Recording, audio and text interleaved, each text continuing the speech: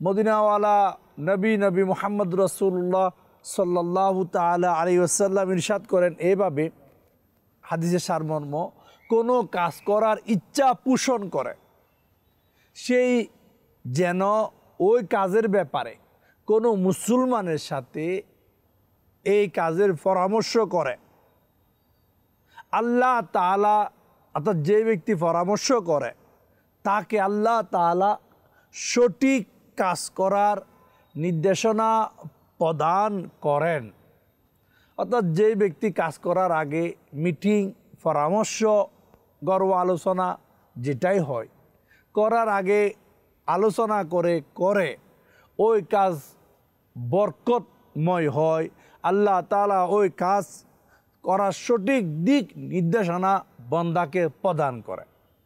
এখান থেকে বোঝা গেল আমরা যে কোনো কাজ করার আগে আমার আপনার উচিত পরামর্শ করা, করব কি না, তাহলে কি হবে, কাজটার মধ্যে বরকত হবে। আল্লাহ তাআলা বুঝার তৌফিক দান করুন। ইমাম হযরত সাইয়েদনা হাসান বসরি রাহমাতুল্লাহি তাআলা আলাইহি বলেন, অনেক বড় একজন তাবি বুজুর্গ ছিলেন। ইনি কি বলেন? উনি বলেন, কোনো জাতি যখনই পরস্পরের মধ্যে পরামর্শ করে আল্লাহ পাক তাদেরকে সঠিক কাজ করার, সঠিক সিদ্ধান্ত নেওয়ার দিক নির্দেশনা প্রদান করেন। প্রিয় নবী সাল্লাল্লাহু তাআলা আলাইহি ওয়াসাল্লাম ইরশাদ করে এইভাবে, যে ব্যক্তি ইস্তেখারা করবে সে অকৃতকার্য হবে না। এক, সাথে আরো আছে, যে ব্যক্তি পরামর্শ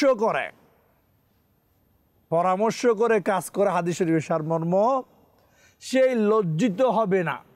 কারণ যারা তাকে লজ্জা দিবে বা লজ্জিত হওয়ার আশঙ্কা আছে, সে তো পরামর্শ করছে। যে পরামর্শ করে কাজ করবে সে লজ্জিত হবে না।